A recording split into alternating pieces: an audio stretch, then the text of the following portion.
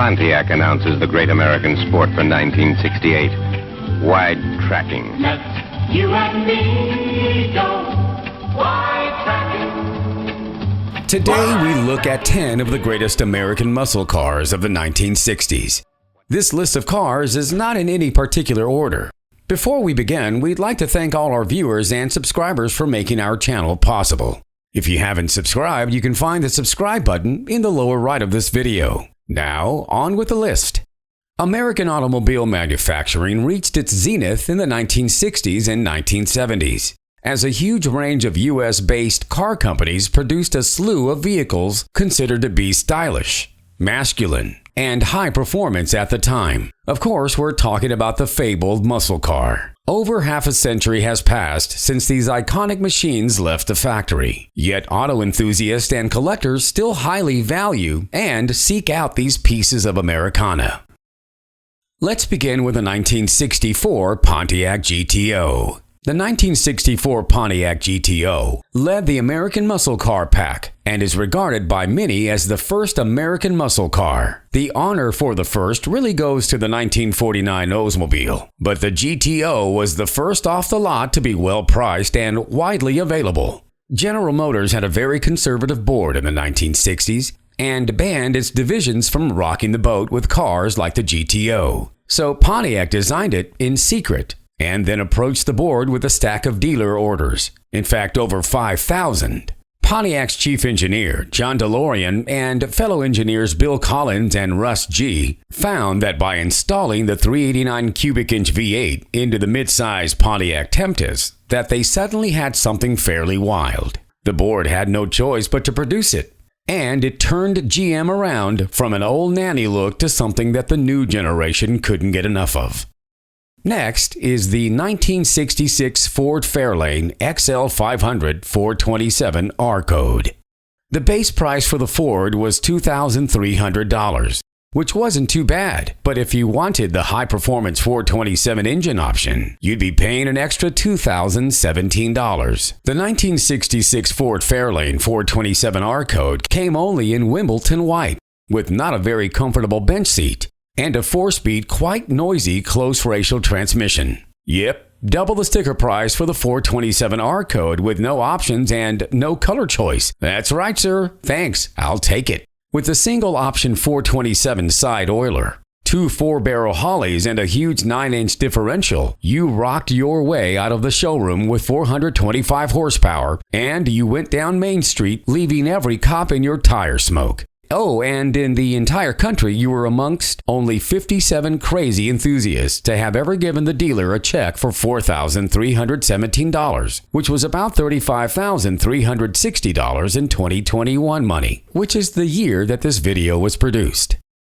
Next is the 1965 Chevrolet Nova SS 327. One of the toughest little overachievers ever to harass traditional midsize muscle cars was the 1965 Chevrolet Chevy Nova SS. Never a style leader, this was the compact for the serious enthusiast who wanted to go fast. The 1965 Chevrolet Chevy 2 and Nova were updated with cleaner front-end styling, courtesy of a fresh full-width grille with new integrated headlight bezels. Parking lights moved down to the deep section bumper, and sedans gained a new roofline. Taillights and backup lights were restyled, as was the rear cove. But for Chevy 2 enthusiasts, 1965 is best remembered as the year the Chevy 2 became a muscle car. A 327 cubic inch 5.4 V8 was available with up to 300 horsepower, suddenly putting Nova SS performance practically on a par with the GTO 442 and the Mustang's 289s, at least in straight-line acceleration.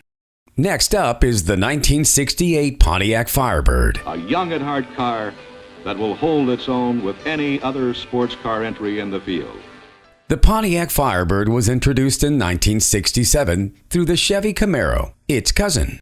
The Coke bottle rear fenders made the best use of any muscle car and still look amazing all these years later. For 1968, the 400 cubic inch engine from the GTO was available with 325 horsepower. You could, however, choose the Ram Air, which provided functional air scoops, a different camshaft, and stronger valve springs at an additional $600. This was a pretty expensive option. Few people bought it. Performance was pretty good though. Not much between this and the same year Camaro Z28. Quarter of a mile was done in 14.4 seconds, 0 to 60 in 6.2 seconds.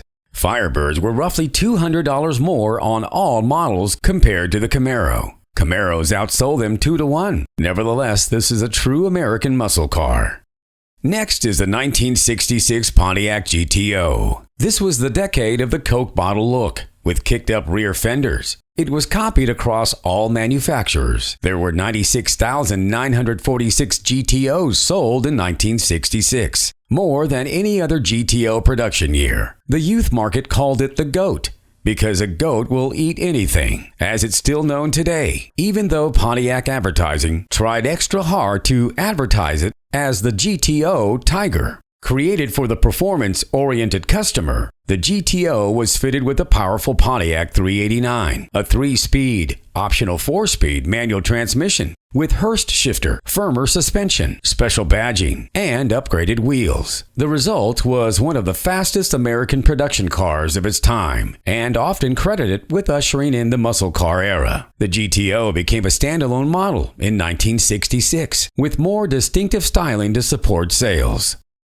Next is the 1965 Mustang K-Code 2+2 Fastback GT. On the Mustang order form, the K-Code was a $276 option package. It got you a 289 cubic inch high-performance engine and 9 months knocked off the factory warranty. After Ford made headlines with the new Mustang, it had one more trick up its sleeve. A 2+2 Fastback. It was this car Carroll Shelby chose for the GT350 project, and all his cars were powered by a proven high-performance K-Code 271 horsepower 289 V8. This new model did nothing more than add to the excitement surrounding the Mustang. A hot commodity is the K-Code V8, as it came with a special Autolite 4-barrel carburetor from the factory, solid valve lifters, and a 10.5 to 1 compression ratio, making it the best bang for the buck Ford ever built. Next up is the 1970 Dodge Challenger RT Magnum 440. The Dodge was a bit late to the party with this one, as it was intended to compete with the Mustang and Camaro.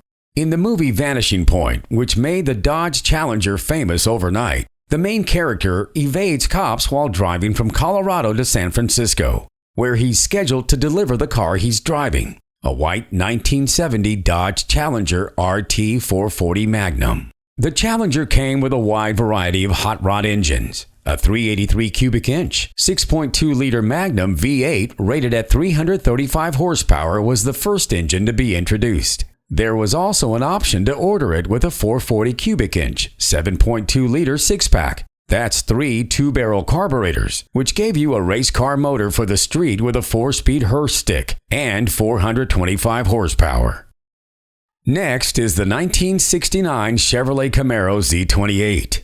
The Z28 is a true racer in street clothes. The 1969 editions provided a more muscle car look, with subtle bolt-on changes that enhanced its race-ready connotation. Standard equipment included upgrade suspension, Muncie close ratio 4-speed transmission, power disc brakes on all 4 wheels, and a solid lifter 302 cubic inch V8, displacing just under 5 liters. Chevy advertised 290 horsepower for the SS. This was primarily due to racing and insurance reasons. It was actually closer to 360 horsepower.